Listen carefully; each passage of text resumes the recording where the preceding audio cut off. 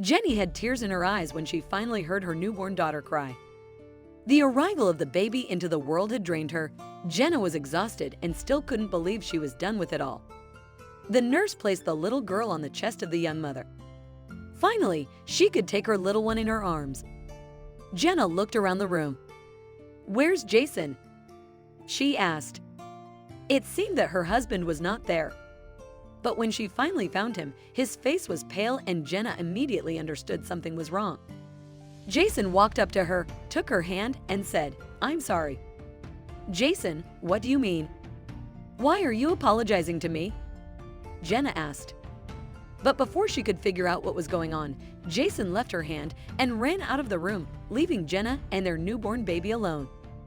Jenna burst into tears. What's going on? Why is he leaving me? Jenna was in a hospital room with her baby girl in her arms. Her husband had just left her, and she didn't know why. Her mind was unleashed by an excess of emotions. She was happy and terrified at the same time. She felt relieved about the birth, but at the same time, she didn't know what was going to happen next. But above all, she was distraught at the thought of being left alone. Jenny's mother entered the room. She had just arrived at the hospital to congratulate her daughter, but she saw Jason in the hallway. She had talked to him, and now she wanted to explain everything to Jenna. She took her hand and said, "Honey, there's something you need to know. If you knew Jason, you'd probably be able to relate to his odd behavior. We are going to give you some history that might explain what he did right after his daughter was born." Jason didn't have any siblings, although that wasn't always the case. When he was young, Jason grew up with his twin sister, Grace.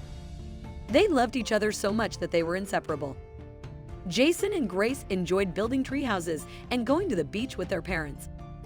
No matter where Jason went, Grace always accompanied him. Jason and Grace had big plans together. They thought if they were together, they could conquer the world. At 13, they vowed to visit at least 30 countries before they turned 30. When Jason and Grace were both 15, they were still full of energy. This was especially true for Jason. Grace, meanwhile, was complaining more and more of fatigue. Due to severe headaches, she often missed school. Their parents had no idea what was happening to their daughter, so they took her to the doctor.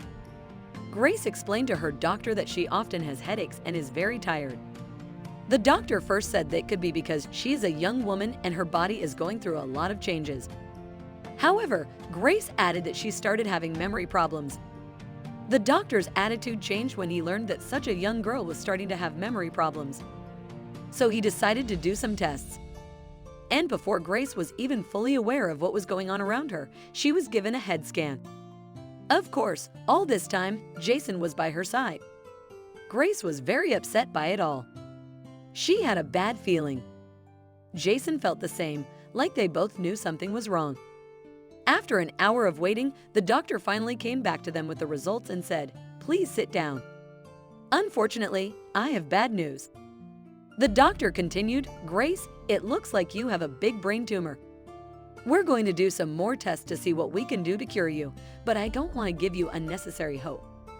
Unfortunately, this doesn't look good at the moment." Jason was heartbroken. After all, he could not live without his twin sister. Unfortunately, the doctor's suspicions turned out to be correct. It soon became apparent that Grace only had months to live. The siblings were devastated. The twins would soon be separated forever. One day when Grace and Jason went to their old treehouse, Jason made 2 promises to Grace. The first promise Jason made to Grace is that he will always try to visit 30 countries before he turns 30 like they had planned to do. Grace liked this idea. But when her brother made his second promise, Grace began to cry loudly.